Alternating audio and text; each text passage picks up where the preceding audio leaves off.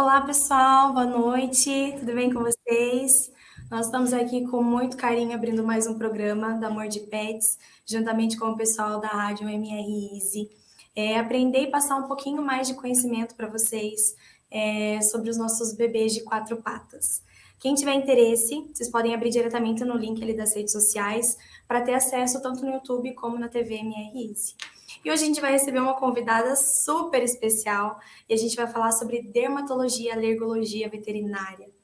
Primeiramente, eu gostaria de agradecer a doutora Andréia por ter aceitado o nosso convite e nada como uma especialista no assunto para esclarecer todas as nossas dúvidas. Obrigada, doutora. Eu que agradeço, obrigada pelo convite, eu amei, fiquei super lisonjeada. Falar sobre o que eu faço todo dia com tanto amor, vai ser uma delícia. Então vamos lá. Doutora, eu sempre pergunto, para você contar um pouquinho como foi, como tudo começou, o amor pela medicina veterinária, o amor pela especialidade em seguir a parte de dermatologia veterinária, como que foi para você? Então, eu acho que o amor pela veterinária começou muito de criança, né? Eu tenho uma memória mais ou menos ruim, mas a minha família conta que com 6 aninhos a gente tinha um passarinho preto, né, de estimação. E um dia um gato entrou na nossa casa e atacou esse passarinho. E aí a minha avó me deu dicas de como cuidar dele, filha, da gotinha de arnica, faz curativo. E eu cuidei desse passarinho, ele ficou bom. Na época a gente procurou um especialista. Só que quando eu era criança não tinha especialidades como tem hoje. Sim. E aí eu procurei, o pai procurou, enfim, a gente não encontrou. E eu mesmo acabei cuidando dele. E aí eu falei que quando eu crescesse eu seria passarinha veterinária de passarinhos, para não acontecer mais isso com outros passarinhos. No fim, eu acabei não sendo veterinária de passarinhos, mas acabei sendo veterinária. Então começou muito cedo.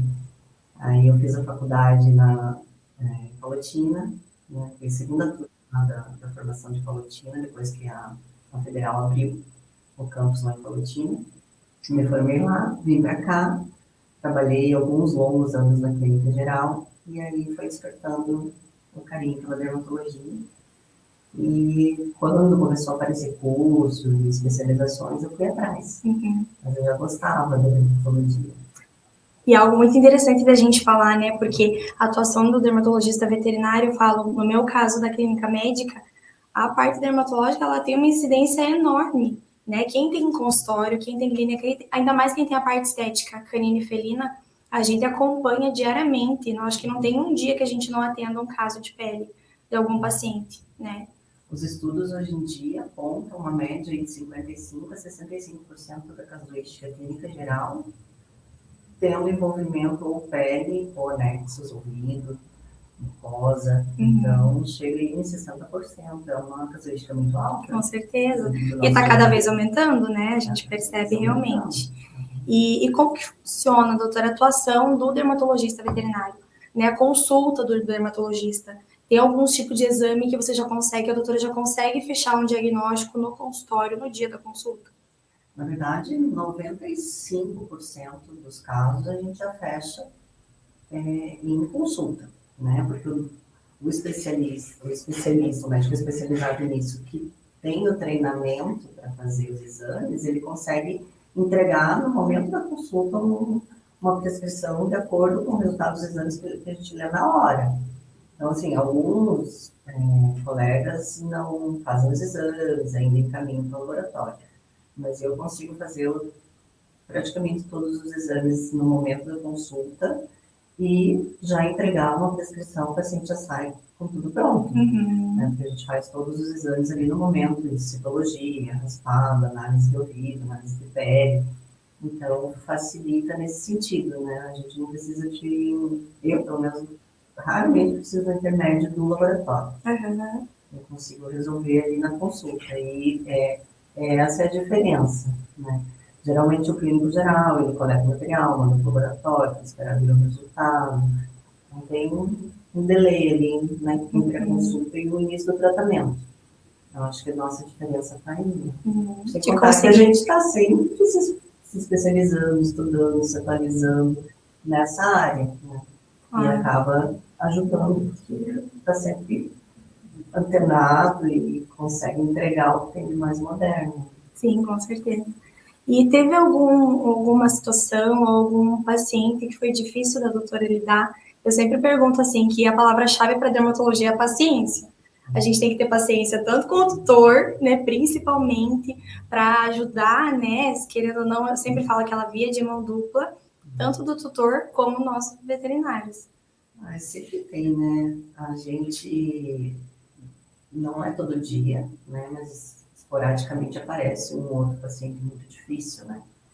Eu sempre falo que dermatologia não é emergência, mas em raros casos é emergência, né? Um choque toxêmico, uma anafilaxia, mas em geral não é.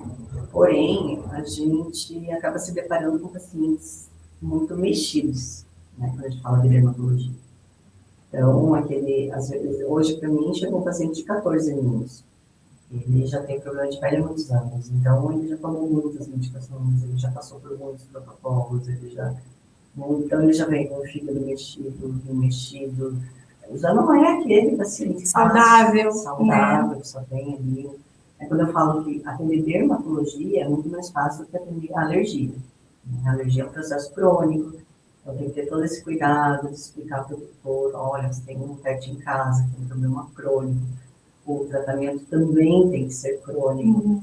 Eu acho que grande erro que acontece, que eu vejo acontecendo no dia a dia, é talvez o colega que trabalha com clínica está mais preocupado em resolver aquela, entre aspas, emergência do dia, né? Chegou coçando, chegou com resolver o problema, né? O problema na hora. E resolve, mas eles acabam não dando uma manutenção para esse paciente alérgico. E aí, ele assume 2, 3 semanas, um mês, ele tem outra crise. Sim. E aí a pessoa fala assim, poxa, não resolveu, vai em outro colega.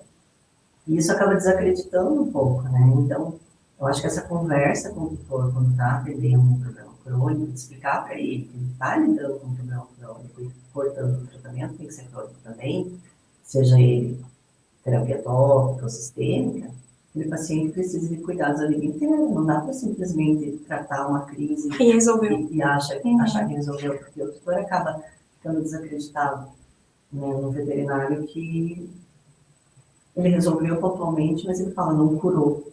Mas será que ele sabia dessa informação de que o problema não era curável, era controlável, né? Então, eu acho que dermatologia é muito fácil. Tratar uma sarna, um fungo, muito fácil. Agora, tratar dessas crônicas, autoimunes, imunomediadas, alergias que é a vida inteira, aí a gente tem que ter todo esse cuidado de explicar que doença é. Para que o doutor saiba como agir, né, em casa também. Sim. E tem quais as doenças de pele que a doutora mais atende e a relação com a época do ano, né? Por exemplo, a dermatite alérgica por picada de pulga, a gente sabe que no verão vai ter uma incidência maior. Você tem algumas outras doenças que a doutora costuma atender mais no consultório? Então, eu acho que grande parte da minha casuística é alergia mesmo, né? Eu acho que quem vem me buscar, acho que já vem por indicação por cuidados com os alérgicos. Então, como eu trabalho mais com alergia, faço teste alérgico, tem todo um processo, né? O paciente chega para mim, tem uma primeira consulta, uma triagem, daí ele entra no primeiro mês de tratamento, que é mais limpeza daquela pele que está infeccionada, ajuste de algumas coisinhas. Depois que a gente começa a ir atrás do protocolo de alergia, do diagnóstico de alergia, ou seja, por que ele coça, né? Se é alimentar, se é ambiental. E aí, falando de alergia, se a gente está falando de uma alergia alimentar, ela pode estar acontecendo o ano inteiro se ele estiver comendo a mesma coisa o ano inteiro. Se a gente vai falando de uma alergia a pólenes, vai ser mais na primavera. E aí a gente chama de alergia mais sazonal. Se a gente vai falando de uma alergia a ácaro, vai ser o ano inteiro. E dentro da nossa casa, você pode ter a casa mais limpa do mundo, ela vai ter um pouco de ácaro lá. Algumas casas têm mais, algumas casas têm menos. E é engano pensar que está relacionado com a limpeza. Está relacionado com o ambiente, com a temperatura, com a umidade. Então, Curitiba é uma cidade muito úmida, tem muito ácaro, muito bolor. Então, aqui tem muito puxão alérgico. E às vezes são perguntas tão simples que a gente fala, que às vezes o doutor fala, né? Às vezes para mim, nossa, doutora, mas você está me perguntando isso? Você pergunta, você tem tapete na sua casa? Pronto. Não tem como. É tapete, é roupa de cama, é almofada, é o sofá, é A inevitável. própria caminha do pet, né? Exatamente. Ela vai carregar de ácaro, bolor. Então, tudo vai depender do que eu estou me preparando. Pode ser que eu encontre um alérgico mais sazonal, que vem para mim mais no inverno, outro vem mais no verão. Então, vai depender do que eu estou me preparando. Mas se você me perguntar o que é mais comum, de alergia mesmo, é o ácaro. Então, ela é mais perene. É mais difícil o controle. É mais perene, é mais o ano inteiro, porque tá todo dia ele está tendo contato com aquilo.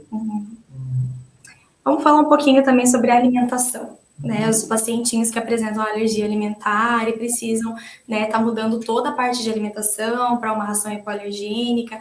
Qual que é a conduta e o que a doutora acha né, em relação a isso? A razão específica para esse pet alérgico e no que ela influencia. Isso é muito bom para o tratamento, a gente associar o tratamento à alimentação. Na verdade, segundo os estudos mais recentes, 30% do problema de um alérgico está relacionado com a alimentação. Em média, né? 30, 35. O restante é mais alergia ambiental mesmo. Quando a gente corrige a alimentação, a gente já consegue aí uma melhora de 30% a 40% desse paciente. Então, corrigir a alimentação é muito importante, mas nem todos os alérgicos são alérgicos alimentares. Em geral, é comum a gente encontrar uma alergia mista. Não consigo lembrar de pouquíssimos casos. Tem um caso que é bem interessante, que era uma bulldoguinha, e eu fiz toda a triagem, todo o tratamento, ela melhorou, fizemos o teste alérgico, a gente consegue fazer teste alérgico numa pele muito inflamada. E o teste alérgico dela apontou só um alérgeno. Entre todos os ambientais e todos os alimentos testados, ela só reagiu à banana. E aí a gente falou, bom, acabou a banana para ela, né? E o doutor falou, meu Deus, ela ama banana. Todo dia ela come banana. Até não inventar outra banana, né? Vai ter que... Sim. Né? Aí, assim, o que a gente fez? Eu passei o protocolo para ela de algumas vitaminas, de reposição de alguns aminoácidos, biotina para pele, né? E eu fiz biscoitinho sabor banana. Então, a banana que ela começou a ganhar era uma banana manipulada com as medicações que ela precisava. Sim. E aí, pronto, né? Porque o cheirinho era de banana, então certo. Tratou. Mas ela parou de comer banana, ela melhorou. Mas isso é raríssimo. É um caso que eu tive em quase 8 anos de dermatologia e alergia. Em geral, são 2, 3, 4 alimentos que são inflamatórios para aquele paciente. Às vezes é um grupo, né? Então, a gente faz o teste alérgico, daí todos os grãos testados. Trigo, arroz, milho, soja, todos os grãos. Aí vai para aquele alimento grain-free, 100 grãos. Às vezes é uma proteína específica, daí a gente migra para uma ração que não tem aquela proteína. Então, nem sempre a gente vai, depois de um exame mais específico, ir para uma ração hipoalergênica. Nem sempre eu vejo a necessidade. Agora, para que ela funciona bem? Para quem não faz o teste alérgico, aí é muito melhor que ele tenha uma ração hipoalergênica, que tem a proteína toda hidrolisada, o sistema imune daquele paciente não vai reconhecer como um alérgeno, que ele já está acostumado a reagir, porque a proteína está toda quebradinha. Então, a molécula está diferente, o sistema imune fala, opa, isso aqui não é frango, opa, isso aqui não é carne. Então, ajuda nesse sentido, minimizar. Mas eu já vi, por exemplo, pacientinho sensível à soja, a grãos, né, a soja, comendo uma ração hipoalergênica que a base é soja hidrolisada e está reagindo. Aí você vai lá, muda para uma ração normal, que não tem soja, resolveu. Então, tudo vai depender do exame, do que esse paciente apresenta. Muita gente hoje em dia fala assim, que mexe mais com dermato, com alergia, fala assim, opa, mas tem alguns estudos hoje falando que tem as reações cruzadas do alimento, ou seja, 2 alimentos distintos têm a mesma proteína dentro do alimento. E aí ele reage àquela específica. Então, adianta fazer teste alérgico? Na minha opinião, ajuda muito. Mesmo que alguns estudos falem, olha, tem as reações cruzadas e tal, você tenta evitar os que fazem reação cruzada. Mas só de você tirar da vida, do dia a dia, daquele paciente, aquele alimento que positivou no teste alérgico, e se basear nos negativos para montar a dieta, já muda a dificuldade. O quadro clínico do paciente. Sabe? Não é sempre que a gente acerta 1000 vezes, mas em geral a pessoa volta no retorno falando, olha, só de modelação já melhorou muito. Então, assim, tem que investir em exames, tem que investir em diagnóstico, porque o que eu vejo no dia a dia é que ajuda pra caramba, sabe? E às vezes rápido, né?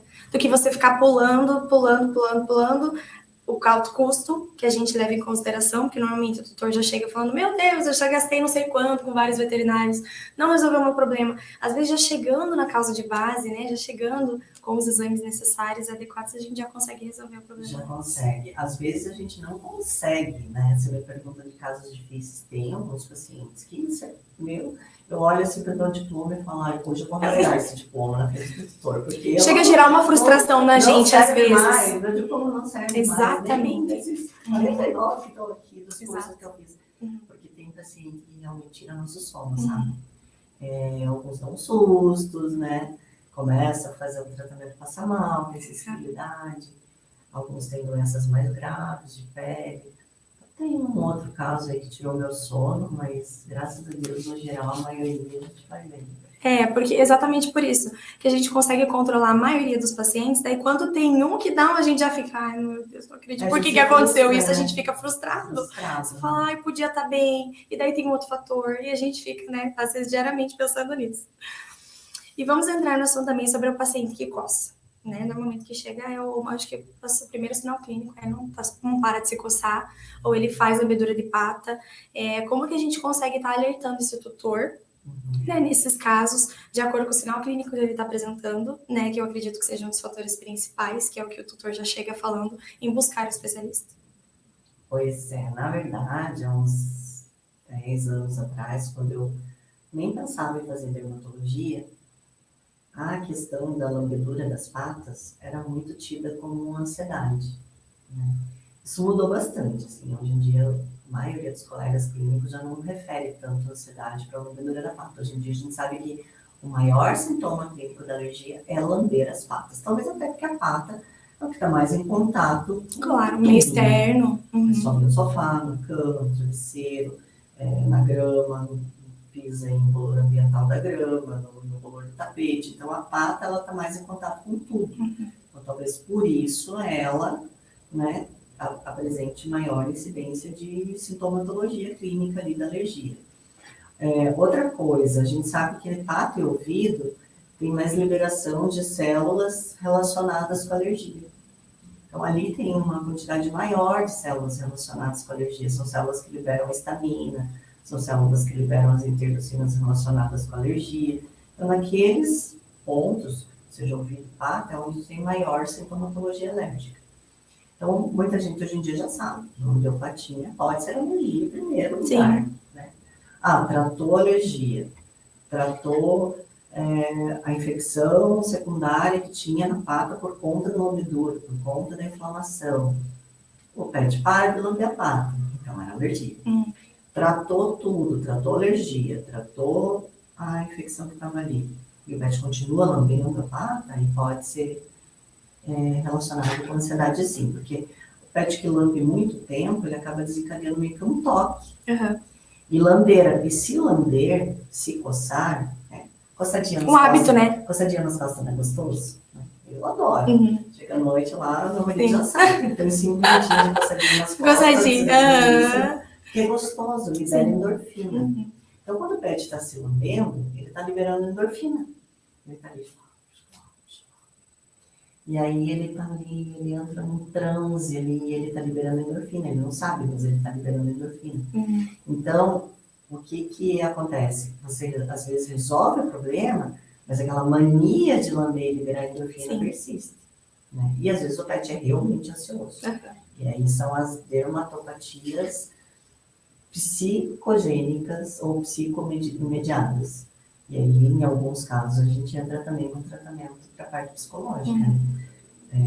Alguns pets a gente consegue resolver com coisas mais simples, como florais. Outros a gente muda um pouquinho a rotina do dia a dia, entra com mais interação ambiental. Em alguns casos, a gente tem que encaminhar para o psicólogo, psiquiatra veterinário mesmo, né? Nosso colega que trabalha com comportamento. Que é um psiquiatra canino, né? Animal, de comportamento animal. Então, tem envolvimento emocional? Tem. Né? E outra coisa, o paciente às vezes me perguntam, né? A ansiedade pode gerar tudo isso? A ansiedade pode piorar o que já existe. Né? Quando você está ansioso, nervoso, o teu cortisol muda. Então, aquele pet que já tem uma genética predisposta para coçar, ter alergia, se ele fica ansioso, vai viajar, passa por um estresse, às vezes está tudo bem, está controladinho, nosso alérgico ali controladinho. Vai fazer vacina anual, desestabiliza tudo. Exato. Porque teve um processo de estresse, foi no veterinário, levou picada, chorou, ficou com dor no local da vacina, teve a reação imunológica da resposta da vacina, aí pronto, já desanda todo o mingau. Então, qualquer estressinho pode piorar e deflorar uma crise de alergia, mesmo aquele pet que já está controlado. Com certeza. E a gente entra até nesse assunto. Eu ia pontuar também da coceira ser mania ou realmente um fundo emocional. A gente, no programa anterior, a gente comentou com a doutora sobre a psiquiatria veterinária, que às vezes é um problema primário, né, que daí vai desencadeando. Então, assim, até a gente chegar realmente na causa de base, um precisando sempre um do outro colega para a gente chegar no diagnóstico, né? E ver realmente qual que é a causa de base, né? Dessa doença, desse problema que o irmão está apresentando. E graças a Deus, hoje em dia, a gente tem colega especializado em tudo, né? Sim. Eu acho que são raras as especialidades na medicina humana que a gente ainda não tem. Né? Às vezes a gente não tem ali fácil, mas se eu viajo para São Paulo, Rio de Janeiro, né? Ou às vezes algumas especialidades que já tem em outros países, que vai vir para cá, mas hoje em dia tem tudo.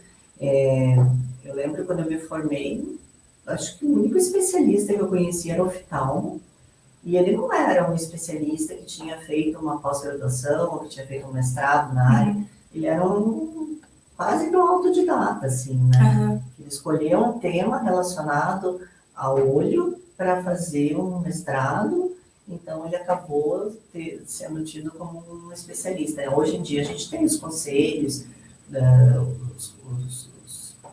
as escolas de dermatologia, específicas, mas antigamente não tinha. Era mais difícil, eu acho, na realidade, né? Agora tá todo mundo muito junto, a ponto, né? É muito fácil o acesso. Quando eu me descobri na área, eu gostava da dermato. Eu lembro que às vezes as pessoas ligavam na minha clínica, que era uma clínica geral, de tudo, né? De treinamento, de tudo assim. E aí falavam, aí que tem uma dermatologista? Eu falava assim, não sou dermato, eu gosto da área, eu estudo bastante, mas eu não sou dermato. E como eu me tornei dermato, foi muito engraçado. De contar, assim, a minha filha tinha atopia, ainda é atópica, né? Ela tem 16 anos, a atopia, ao contrário da veterinária, a atopia vai piorando com a idade e nos humanos ela vai estabilizando. Então, às vezes chega na adolescência já diminuiu bastante, que é o caso da minha filha. Mas minha filha era muito atópica e um dia eu fui levar ela no dermato infantil que me indicaram e ele era assim um monstro de dermatologia. E ele era professor da Federal de Dermatologia Pediátrica e ele me deu uma aula de atopia. Eu sentei lá no consultório, comecei a conversar com ele e aí eu falei, você é médico, alguma coisa, né? Porque a gente começa sem querer os termos e tal. Eu falei, não, eu sou veterinária, né? Ele falou assim, então você vai entender bem o que eu vou te ensinar. Ele abriu um laptop assim e abriu uma aula de atopia. E o olho brilhou. Fiquei 2 horas. O olho brilhou. O povo lá fora esperando. Quando eu saí, tava me olhando que era feio. Sim, imagino. Mas eu e a Rafa não aguentava mais. E eu lembro que ele ficou 2 horas me dando aula de atopia. Eu saí de lá. Realmente, o olho brilhou, o coração bateu. Eu falei, isso que eu quero fazer. Eu sou suspeita a falar porque eu adoro essa área também. Eu acho que por a gente acompanhar isso diariamente, você tem aquela sede de estar buscando, de estar entendendo, de estar estudando sobre o caso. Ainda mais quando é alguém que entende, você fica com o olho brilhando mesmo, porque é bonito de ver e ver o paciente bem, né? Sabe assim, em estado de êxtase? Eu falei, é isso que eu quero. É isso que eu quero. Assim, até me arrepio de lembrar. Foi naquele dia que eu comecei a correr atrás da pós-graduação, eu fiz a de dermato, depois eu fiz a de alergia. E de ter até o relato da tua filha, né? Que a gente tem, a gente vai buscando e quer ver bem, né? Então é maravilhoso. Vamos falar um pouquinho, mantendo essa linha da coceira, que a gente sabe que não é uma doença. Né? A coceira ela é um sinal clínico. Como que a gente vai alertando esse tutor? Porque, assim, vamos entrar no assunto corticoide. Né? Corticoide, a gente sabe que tem casos que a gente precisa entrar com ele para estabelecer, né, estabilizar a crise desse paciente na hora, mas a gente sabe também tem vários veterinários da nossa área que entram com corticoide, ou então o tutor vai lá na casa agropecuária, meu cachorro tá coçando, então leva esse aqui, por quê? É baratinho, o meu cachorro ficou bem, né, ele tomou o corticoide, ele tá super bem, ele parou de coçar, não vai dar 14, 20 dias, vai voltar tudo de novo. E daí ele vai lá, minha vizinha usou sabonete de não sei o que para dar banho no meu cachorro e resolveu. Daqui a pouco vai voltar tudo de novo. Então a gente leva, e às vezes a gente tenta alertar os tutores do que o corticoide ele não faz bem, né? A longo prazo, a gente tem todo esse processo do desmame, ele tem um período para ser administrado, tem que suspender, né? Eu costumo brincar que o corticoide é um mal necessário em algumas situações. Né? A gente tem que saber administrar, tem que cuidar o mínimo possível, usar a dose menor possível, por o menor tempo possível. Quando a gente usa 2, 3 dias só para dar uma abafada, né? Para acalmar ali um pouquinho, né? Tirar da fogueira, aquela pele que está queimando, que está coçando, que está doendo. Então, 2, 3 dias a gente não precisa de desmame, a gente só faz dose anti-inflamatória, não chega numa dose imunossupressora, então a gente não vai mexer tanto com esse paciente, né? Porque a gente tem outras medicações mais modernas hoje em dia que têm bem menos efeitos colaterais. Então a gente usa 2, 3 dias, acalmou, aliviou, desinflamou um pouquinho, a outra medicação consegue dar conta de resolver o resto. Mas em alguns casos, em algumas doenças, como por exemplo, eu tenho um paciente com doença autoimune que não responde a medicação nenhuma, só corticoide. Aí volta todo baleado, né? Fígado estourado, adrenal já gritando, querendo fazer mais um problema. Querendo fazer mais uma doença naquele corpinho, que é um hiperadreno, ou uma síndrome de Cushing, que ela até se resolveria sozinha se parasse de usar o corticoide. Mas a gente, uma coisa estraga a outra quando usa o corticoide o dia inteiro, ou quando faz muitos pulsos de corticoide. Eu recebo diariamente tutores no consultório que a gente traz algumas receitas, né? Normalmente, assim, um combo de medicamento. Uma sacola de remédio. Vamos ver tudo que eu gastei. Tudo que eu usei, então, né, aquelas que são mais organizadas, tem tudo escrito. E aí traz lá as 4 receitas, mas falou para mim na anamnese que já usou 10 vezes corticoide. Então, ela repetiu a receita por conta própria. Sim. Muita gente acaba fazendo isso. Na hora do desespero, eu até nem julgo. Você tá com um cachorrinho do teu lado que tá acordando, sofrendo, tá chorando. A maioria. O que a pessoa vai fazer? Ela vai tentar ajudar? Não. E às vezes dorme na mesma cama, né? Às vezes tá ali no quarto, tá junto, e não dormi nada. Às vezes eu escuto isso, doutora, eu não ouvi nada, eu não consegui dormir, porque, nossa, meu Deus, ele não para de coçar, ficou a noite toda coçando. Então, é desesperador às vezes, né? Eu falo que tem muito tutor que chega no consultório porque ele já não dorme mais. Não é o cachorro. Exatamente. Não é o gato que não tá dormindo, é ele que não tá dormindo. Então, fica lá, né? Você não sabe mais o que fazer. Aí, você leva um veterinário, com certeza. Então, assim, mas tem aquele tutor preocupado, que quer ir a fundo, que quer diagnosticar, que quer entender, que quer entender como tudo funciona, que é o melhor para o seu cachorro. Mas o corticoide é um mal necessário. A gente, na dermatologia, a gente tem que lançar mão de uso dele, sempre monitorando, né, o máximo de exames possíveis para ficar monitorando aquele paciente, mas a gente precisa usar em algumas situações, principalmente quando é alergia, né? Eu tenho, assim, como eu trabalho bastante com alergia, eu tenho muito pacientinho que o doutor relata que tem reação na vacina. Nesse dia, o que a gente vai fazer? Tem que aplicar um corticoide, um antistamínico. Com certeza. Né? Então, a gente precisa dele para viver. Muitos pets vão precisar em situações de emergência, mas o importante é ponderar. Usar o mínimo possível, com a menor dose possível que dê resposta para aquele paciente, pelo menor tempo possível. E às vezes a gente até entra nessa parte da dermatologia dos pacientes que chegam com o sinal clínico da coceira, e às vezes é um problema secundário, a coceira é um problema primário. Então, às vezes ele chega coçando, a gente já não descarta, a gente já pensa em hipotireoidismo, a gente já pensa em problemas endócrinos, que daí você vai ter que ir para uma segunda fase de exames, não só outros testes. Então, assim, o conhecimento é fundamental, né? A paciência do tutor também é fundamental, porque é um enigma, né? A gente não tem bola de cristal para conseguir chegar num diagnóstico, né? para realmente buscar todas as etapas sem pular nenhuma etapa. E o bolso do tutor também, né? Porque às vezes, quando o paciente chega no especialista, ele já passou por muitos tratamentos. Com certeza. Eu não vejo muito isso na oftalmologia, porque eu brinco assim, só tem 2 olhinhos. Se estragar um, danou, só ficou o outro. E se estragar o segundo, né? Então a pessoa tem um pouquinho de medo de medicar olhos, né? Oftalmologia, encaminha rapidinho para o oftalmo. Sim. Né? Mas com a pele não é assim. Então, eles passam por muitos balcões de agropecuária, eles passam por muitos colegas clínicos, ali passou por muitos tratamentos, fazem muitos tratamentos por conta de casa também, que o vizinho falou, que a prima falou, que a tia falou. Então, o paciente no dermato, às vezes, ele chega muito mexido. Sim. Muito mexido. Já chega sem paciência, na realidade, né? A pessoa já gastou muito, a gente chega falando assim, eu não quero gastar, você tem ainda... Não tem o que fazer, né? Às vezes eles já chegam achando assim, olha, não tenho o que fazer, eu já fiz tudo que tinha que fazer, eu acho que nem vai resolver, eu vim aqui, mas assim, ela tem tratamento. A consciência pedindo, né? Teve uma indicação e ficou ali, a consciência pediu e veio, mas às vezes a pessoa já chega desacreditada. Exatamente. Porque ela já passou, né? Principalmente na parte da alergia, né? Fez tratamento, voltou, fez tratamento, voltou, gastou, mas não foi a fundo. Claro. Não estabilizou a pele daquele paciente e não manteve ele estabilizado. Às vezes é mais barato você manter um paciente estabilizado o ano inteiro. Com certeza. Usando uma medicação, do que você tratar a crise. A crise é cara de tratar. Você precisa de medicação para a pele, para o ouvido, para coceira, para infecção. É um pacote de tratamento. E quando o paciente está estabilizado, não. Eu tenho pacientes que vêm uma vez por mês na clínica, tomam uma dose de vacina, de imunoterapia, usam um shampoo específico lá, que eu manipulo de acordo com a necessidade de cada pele, hidrata aquela pele, faz a dieta certinho e vida que segue. Começa a ter uma vida mais normal, né? Não é paciente alérgico, né? Mas controlado.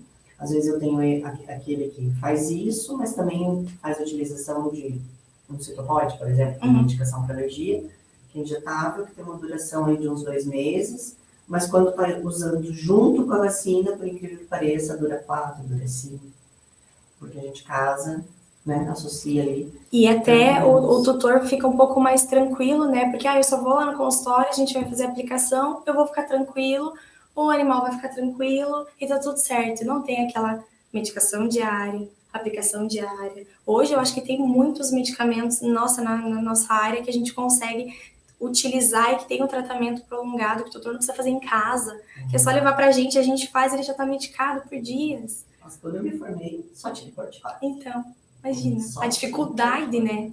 Então, coçou, corticoide. Machucou, corticoide. Sim, tudo. Sem pensar, né? Sem pensar. Graças a Deus, já evoluiu muito. A gente consegue utilizar bastante coisas, né? Graças a Deus. O local da coceira, tá? Ela ajuda a indicar o problema?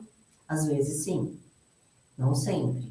Mas às vezes, sim. Por exemplo, a alergia à pulga é muito clássica, né? Região dorsal. A tríade da pulga. Bem na parte traseirinha, ali no dorso, perto da cauda. Você bate o olho ali e fala, alergia à pulga. Né? 5 minutos você tem o diagnóstico. Mas algumas não. Né? A maioria das alergias... Alimentar, por exemplo. A maioria das alergias, tanto alimentar quanto ambiental, tem quadro clínico muito parecido. Manda hepata, faz otite, faz região facial, faz região facial. Agora, você pega um pet que é mais em volta da boca e em torno do ânus. Arrasta o bumbum no chão, coça muito em volta da boca. Isso já é alimentar. Alimentar. Aquele pet que faz só lambedura da pata, por exemplo. Pode ser só alimentar. Mas você muda, inicia ali uma triagem alimentar, ainda melhor. Mas a alergia não tem muito ponto específico, não. Tirando da pulga, é mais difícil. Quando é mais, assim. Pálpebra. É muito comum, assim, a gente pega aquele paciente que faz muita conjuntivite ou muita blefarite, né, que é aquela inflamaçãozinha em torno da pálpebra, geralmente está relacionado com alergia a bolor. Então, muitas vezes, assim. Mais característico. né? Chega assim, você trata, melhora, tal, faz o teste e dá positivo para boca. Então, tem uma ou outra que dá para pensar, mas a maioria não. Aí que entra a importância do teste alérgico, né? E daí às vezes perguntam, meu Deus, doutora, é igual de humano? A gente faz os mesmos testes do mesmo alimento e às vezes do tutor ficar pulando de veterinário, às vezes você vai direto, vamos fazer o teste alérgico? Vamos fazer o teste alérgico. Resolveu o problema. Você positivou para vários alimentos ou para vários ácaros e tá tudo certo. Tirou, né? Já conseguiu resolver. Ajuda muito, assim. Eu sei que tem muito tutor que já escutou que o teste alérgico não funciona. Eu já vi isso muito na vida e eu já ouvi muito isso. Mas, sei lá, falaram que o teste alérgico não funciona. Não funciona para quem não faz. Alguma coisa boa do teste eu sempre tiro. Ou é diagnóstico para poder mandar fazer imunoterapia, vacina, claro, de sensibilizando o paciente, ou é ajuste da alimentação, ou é ambos. Alguma coisa boa para o teste. Com certeza. É importante, buscando uma qualidade de vida, um bem-estar, né? Então, é cada vez mais importante. Eu acho que eu sempre falo assim, é melhor a gente pecar na quantidade de exames, em excesso, eu sempre falo. Às vezes a gente deixa uma coisinha de nada passar, não, mas eu acho que não, vamos fazer, né, para descartar, né, para garantir que o teu animal está bem. Eu começo a atender uma pele e eu peço uma bateria de exames laboratoriais. A pessoa fica pensando, mas para quê, né? É óbvio que precisa. Hoje em dia a gente sabe que uma disbiose intestinal num paciente atópico vai fazer com que eu não tenha sucesso no tratamento, se eu não consigo recuperar aquele intestino. Hoje em dia a gente sabe que vitamina D, vitamina B, vitamina A, se estiverem baixas, eu não vou conseguir uma estabilização desse paciente alérgico. Então, graças a Deus, os tutores hoje em dia eles já entendem mais a necessidade dos exames, eles acabam fazendo mesmo, sabe? Mas há uns anos atrás a gente lutava muito para conseguir arrancar um pacotinho de exames. Com certeza, eu imagino. E agora a gente percebe, a gente fala da humanização também, a gente trata como se fosse filho, mas é tão bom pra gente, eu falo para nós que estamos na área, eu acho que a gente fica mais tranquilo, de certa forma.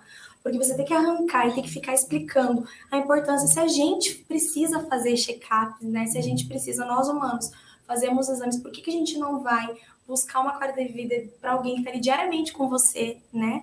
Para a gente estar buscando eles estarem bem, estarem saudáveis, é tão importante. E a quantidade de alterações que vem, né, que a gente acaba achando... Que não vai aparecer, né? Não está tratando a pele, não vai ter nada. A quantidade de alterações, e aí a pessoa fala, meu Deus, se desespera, né? Então, ela não estava esperando por aquilo, ela estava esperando resolver a pele, ela não sabia que tinha uma alteração no fígado, que o colesterol triglicérides estava alto, né? E casos daí que vai demorar mais ainda para o tratamento, porque daí você vai ter que tratar... Conserta isso, exatamente. Também não melhora aqui fora, né? Ele se trata de dentro para fora, né? Então, essa aceitação dos exames é imprescindível. Eu já falo, olha, se você realmente não quiser fazer, eu não me responsabilizo pelo tratamento, claro. Porque eu não sei como esse paciente está como um todo, né? O organismo é uma engrenagem. Se uma partezinha da engrenagem não está funcionando direito, todo o resto vai ter déficit. E a gente não vai ter a mesma resposta do tratamento. Né? E sem contar que a gente não está diariamente para saber, né? Eu sempre brinco, falo assim, o paciente que ele tem um problema dermatológico, ou então que ele tem uma alergia alimentar, ele não pode comer petisco. Né? E às vezes a gente fala que não pode comer petisco, o tutor tá em casa lá dando petisquinho, ou postando nos stories que comprou petisco, às vezes eu fico doida. Então, assim, é muito difícil às vezes a gente manter esse controle, ter que estar explicando, ter que estar falando, para realmente ter paciência, para ajudar de certa forma a gente para um tratamento adequado. Que a gente passa assim, então, vamos passar uma ração aí hipogênica no primeiro mês, para ver se ajuda e tal, né? Até chegar ao 10º, você desconfia que tem envolvimento alimentar. Tipo, eu pego o pet que tá com muito machucadinho na boca, né, na região ali da cauda, do bumbuzinho. Opa, deve ter alergia alimentar envolvida. Então, vamos já entrar com uma ração hipoalergênica. E a pessoa volta falando assim, eu dei o remédio direitinho, doutora. Eu colocava no meio do pãozinho, Ou no meio de uma Exatamente. mortadela, Porque eu ou no meio adoro comer de uma uma vina. uma bebida para a segunda salsicha. E aí, nossa, ele comeu direitinho. Tá tudo certo. Gastou ração hipoalergênica o mês inteiro à toa, né? Imagina. Porque tava dando um monte de coisa misturada. E daí é nesse caso que a gente não tem a tal da bola de cristal. Como é que a gente vai saber, né? Realmente, tanto parâmetros internos quanto o tutor em casa. Vamos às nossas perguntas das redes sociais que eles nos mandaram. Então, assim, me perguntaram assim: doutora, para tratar dermatite atópica, só é usado corticoide? Não. Você vê como é um tabu isso né? dos veterinários? A gente acabou de falar disso. Hoje em dia tem bastante medicação nova, né? Medicações com praticamente zero efeitos colaterais, para uso contínuo mesmo. Eu não quero teste alérgico, não quero nada, então você vai medicar o resto da vida. Sim. Com acompanhamento, claro, né? Mas hoje em dia já tem bastante medicação. E tem muita coisa nova vindo aí, sabe? Célula-tronco, por exemplo, está começando a ser utilizada. Fazer testes, mas eu acredito que venha muito forte, né, na parte de dermatologia. Já está muito forte em outras áreas, né? Nefrologia, oftalmo, ortopedia. E eu acredito que vai vir muito forte na dermato também. Então tem bastante novidade vindo, mas já tem muita coisa dentro do corticoide. Você consegue, igual a doutora falou, sem efeito colateral, né? Eu acho que é o mais importante. A gente já pensar a longo prazo, né? No paciente saudável. Seu bichinho vai embora cedo. Com certeza. Mesmo aquele que tem uma doença crônica. Então a gente tem que fazer de tudo para protelar, né? Prolongar o tempo de vida, né? Próxima pergunta. Meu pet é um Lhasa e coça muito as patinhas dianteiras, principalmente quando chegam a ficar vermelhinhas. Tenho receio que se transforme em ferida. Tem algo que eu possa fazer? Provavelmente vai fazer ferida se continuar lambendo, né? Tem algo que pode fazer. Tem que constar um especialista em dermatologia. Infelizmente, nós não temos bola de cristal, mas existe tratamento. Mas assim, fazer exame, né, citológico nessa patinha, ver se tem contaminação secundária. É muito comum em patinhas a gente ter ouvido também, a gente ter infecção por bactéria ou por malacésia. Malacésia é uma levedura fúngica que ela tem um amor, uma atração pela pele do cão alérgico, que tem alguns que, meu Deus do céu, não sei onde eu fiz de tudo, e volta no retorno tem malacésia. A malacésia é triste, então ver se não tem malacésia no meio desses dedinhos, se não tem bactéria, e usar a medicação de acordo com o que vem no resultado desse exame. Tem muito alérgico que tem malacésia no meio dos dedinhos, em torno das unhas, assim, junto uma sujeirinha em volta da unha. Você vai fazer exame daquela sujeirinha e encontra a malacésia. E a malacésia coça bastante. Ela é uma prima distante da cândida.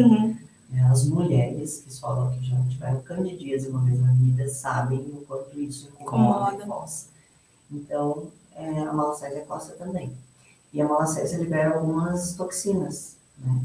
E alguns pets são alérgicos a isso. Então, o pet, ele é alérgico à presença da malacésia na pele dele. Quando ele tem malacésia, ele coça desesperadamente. Muito mais do que aquele que não é alérgico, só está com a malacesiose.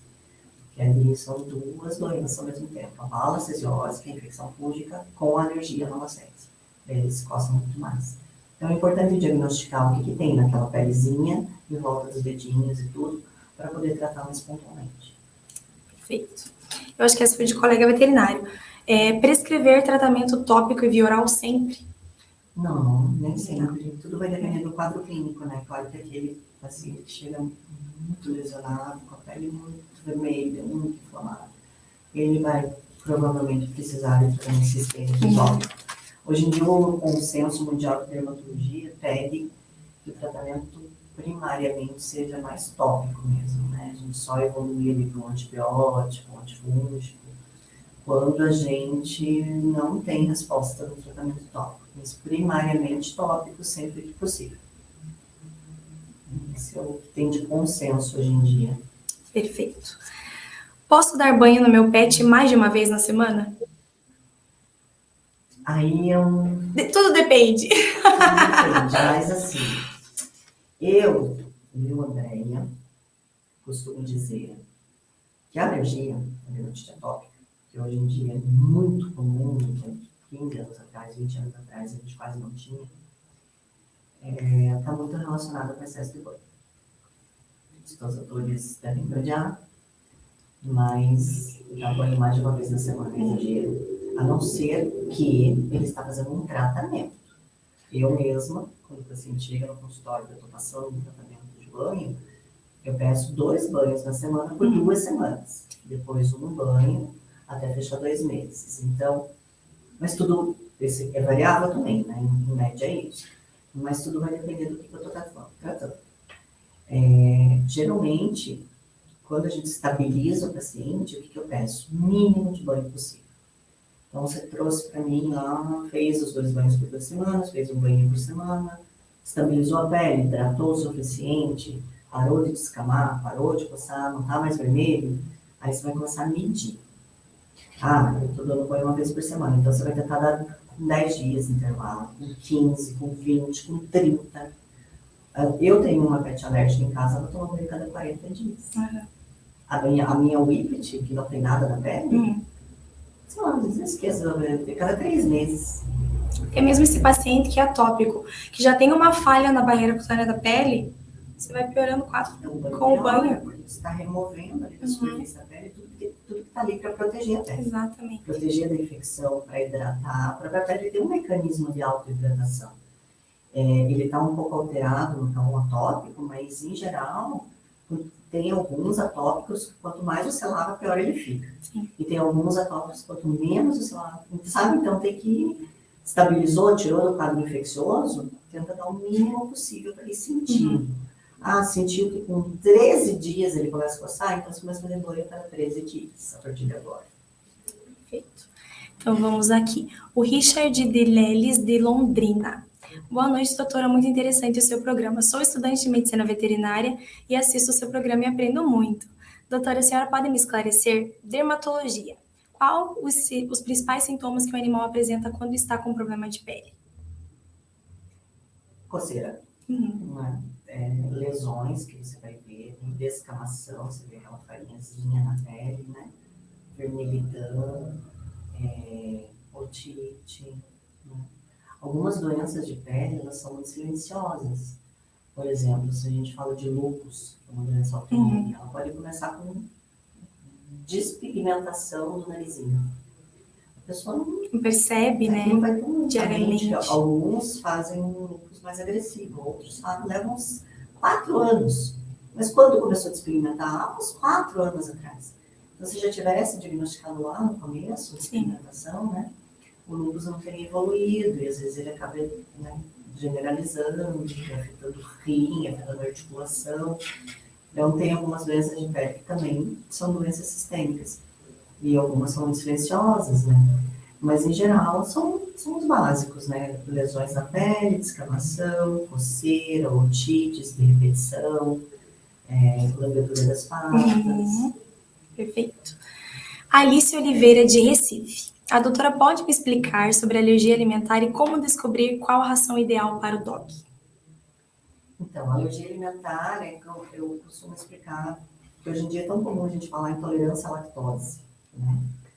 A lactose não é a proteína do leite, tá? É o açúcar do leite. Então, é uma parte do leite que faz mal. Quem tem intolerância sabe que não pode tomar um café com leite, não pode tomar um iogurte normal, não pode comer um queijo normal. Ou mesmo aqueles que falam que sem lactose acabam fazendo mal. Então, é mais ou menos isso, né? Para a pessoa entender. Às vezes, o petzinho não tem intolerância a uma proteína, às vezes ele tem intolerância ao arroz. Aí você pega, a maioria das rações tem farinha de arroz. Então, assim, tentar ir a fundo, tentar, se você desconfia de alergia alimentar, tentar fazer um teste de alergia alimentar, seja ele de sangue ou cutâneo, vai ajudar bastante. Quando não pode, não tem condições, não tem um laboratório disponível, aí tentar ir para as rações mais hidrolisadas, mais as hipoalergênicas, né?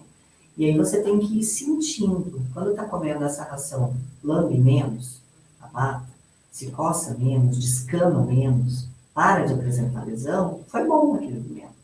Continua igual, está comendo 40 dias ali a mesma ração e não respondeu nada, Não adiantou, não adianta, pode ir para outra. Né? Tem gente que fala assim, nossa, mas eu já estou um ano dando hipoalergênica e o quadro está igual. Então por que continua dando? Só vai engordar. Né? Tem muita ração hipoalergênica que engorda. Que engorda. A maioria das rações hipoalergênicas, elas aumentam o peso. Tem que cuidar muito disso. Então, assim, você usou ali 1, 2 meses, não funcionou, vai para outra, experimenta, testa outra, não fica forçando a forçando. Exatamente. A Ângela do Rocio Ferreira, de Botucatu, São Paulo. Oi, doutora, tudo bem? Que lindo o seu programa. Para quem é apaixonada por dogs como eu, tenho 8. Esse programa é uma delícia. Eu tenho uma dúvida. Qual a causa primária do cachorro uivar com frequência? Quando um uiva, na sequência todos uivam. O que isso significa? Obrigada e parabéns pelo programa. Então, eu acho que até você depende, depende muito, né, na realidade. Pode ser fator comportamental, pode, né? Então, ele vem do lobo. Exatamente. Então, ela tem uma memória genética, né?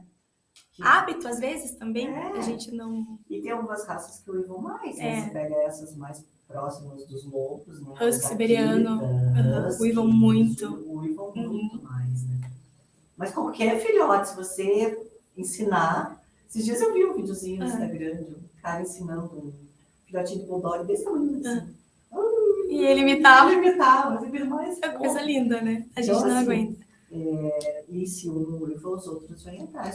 Eu acho que é memória genética que explica. Acredito também. Né? A Rita de Cássia Valverde, de Aracaju. Esse programa é um amor, adoro muito. Parabéns, doutora. A senhora pode explicar?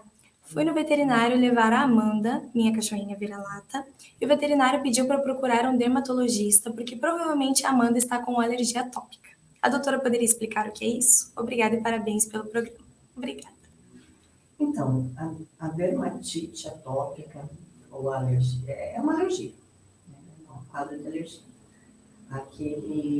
O sistema imune daquele paciente, quando tem contato, eu sou alérgica a plástico, se eu pegar isso aqui na mão, vai irritar minha mão. Sou alérgica a detergente, se eu for lavar a louça com detergente sem luva, eu vou ficar com a mão toda irritada.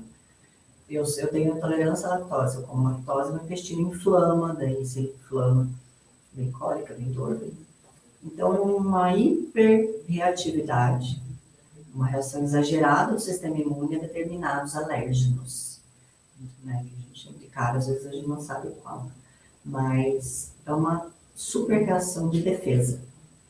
Então, o organismo inflama para tentar se defender, só que ele inflama demais, e isso gera transtorno, gera vermelhidão na pele, que daí já começa a oportunizar a entrada de bactéria, que daí gera essas infecções de repetição na pele.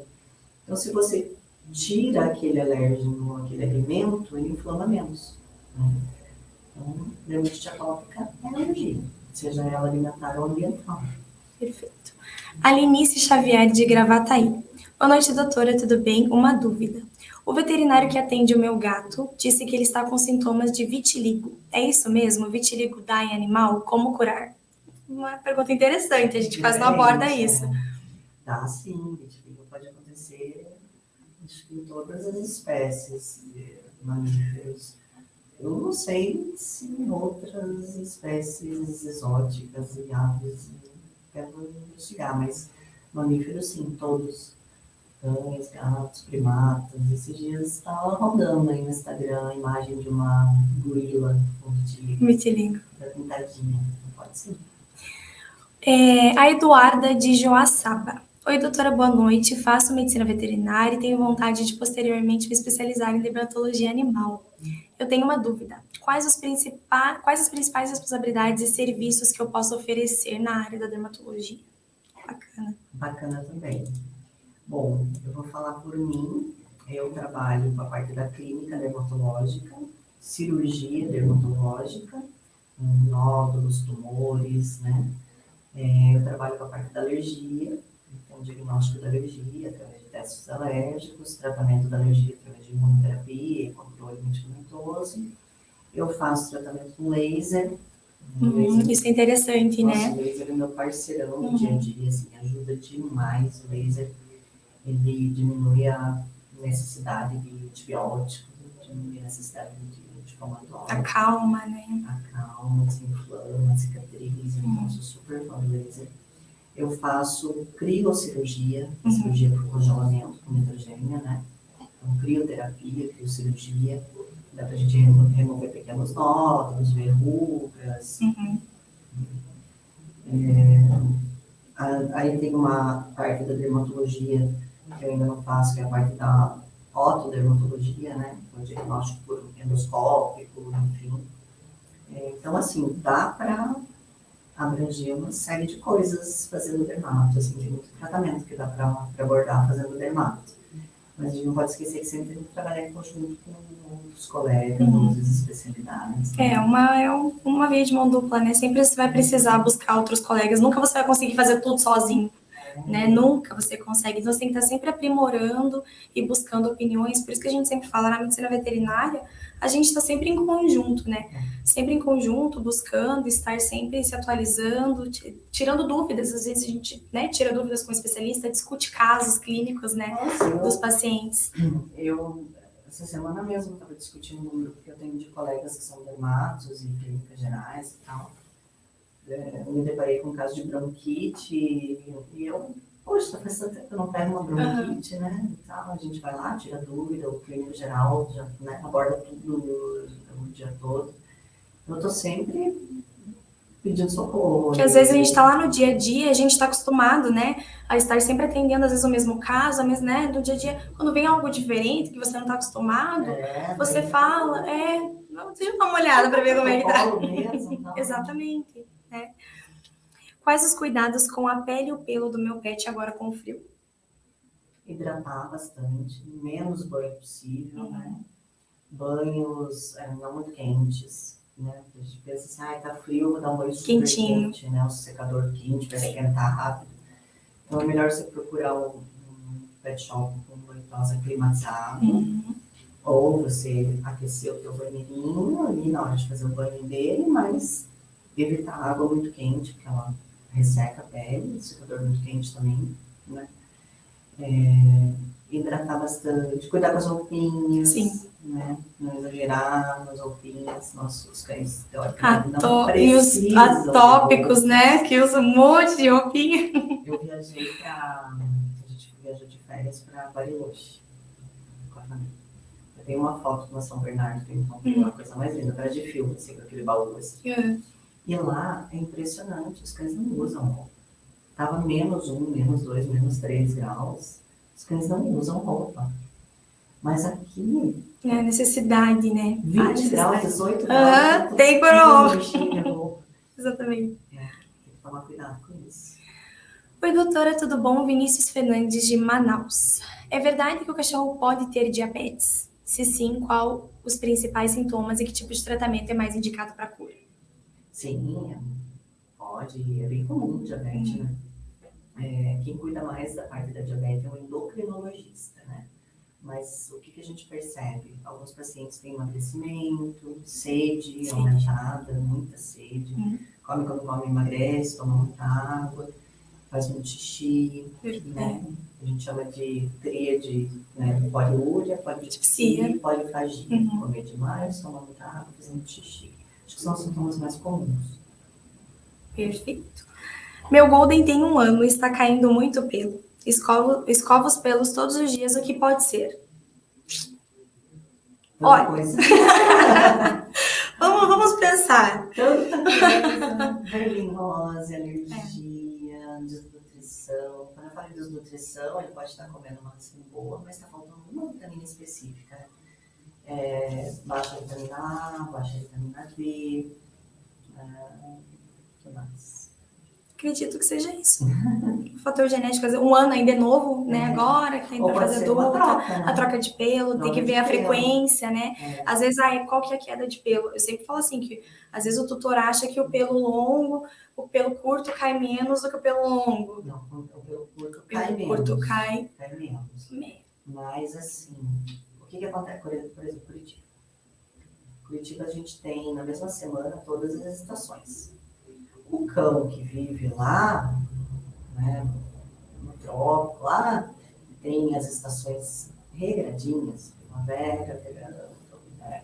Ele troca de pelo na entrada do verão, na entrada do inverno, Porque ele ganha subpelo para ficar mais quentinho e perde subpelo para ficar mais fresquinho.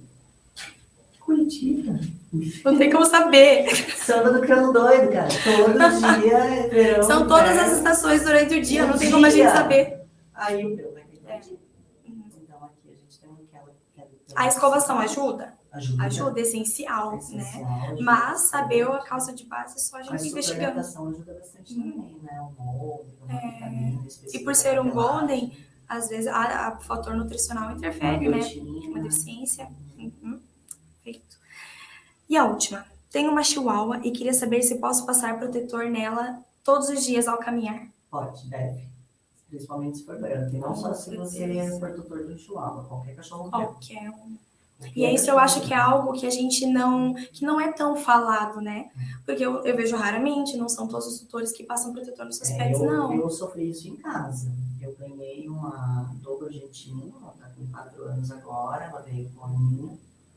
E começou a apresentar algumas lesões, além da alergia. No começo eu até achei que aquelas lesões eram mais relacionadas com a alergia dela. Até que eu resolvi fazer uma biópsia numa das lesões e eu me deparei com uma dermatite actínica. E evoluiu bastante, ela teve que fazer cirurgia e agora, recentemente, removeu uma porção bem grande de pele. Porque eu quis tirar aquelas lesões, porque elas podem se tornar câncer de pele, né? Então, animais brancos tem que tomar muito cuidado e tirar do sol o máximo possível. E às vezes a maioria, né, tem exposição solar e daí a gente não tem assim, essa consciência, né, de que precisa passar. Gato branco, principalmente na orelhinha ali, carcinoma de células, né, da orelha ali é muito comum em gato, então tem que proteger ele mesmo. A medicina preventiva, né? Eu tenho um colega que é veterinário dermato e aí, assim, é muito quente, né? Então ele fala que diariamente ele se depara com dermatite actínica, câncer de pele. Então ele defende muito a proteção solar. Sim, com certeza. Super interessante. Vamos finalizar por aqui, então. Queria agradecer super a doutora ter vindo aqui. Fiquei muito feliz de ter aceitado o nosso convite. Nós conseguimos falar Acho que se deixasse, a gente ia ficar aqui falando horas e horas de dermatologia, porque é uma área que a gente adora. E queria agradecer o pessoal também que mandou as perguntinhas ali. Se tiver alguma dúvida, podem mandar ou na minha rede social, ou na rede social da doutora Andréia. Vou deixar ele também nas redes consultório onde ela atende, né? Qualquer dúvida que vocês tiverem para estar esclarecendo, né? Para a gente deixar esses nossos bebês super bens e saudáveis. Eu também fiquei muito feliz, eu amei. Eu vi os vídeos dos podcasts, achava super. Eu queria participar. Que legal. O convite chegou, eu fiquei muito feliz. Muito obrigada, doutora. Que bom. Tá muito legal o seu programa. Com certeza vai ser um sucesso, vai vir muita coisa boa por aí. Se vocês tiverem dúvidas, é só me achar nas redes sociais. Atualmente eu estou atendendo em Curitiba e São Paulo. E uma vez ao mês vou em Guaratuba. Então... A agenda da doutora é bem apertadinha, então vocês fazem o favor de agendar com antecedência e não deixar seu pet coçando. Mas muito obrigada. Eu amei participar. Que bom. Se vocês tiverem dúvidas, eu vou ficar super feliz de responder. Então, perfeito. Um beijo grande para todos vocês e boa noite. Boa noite.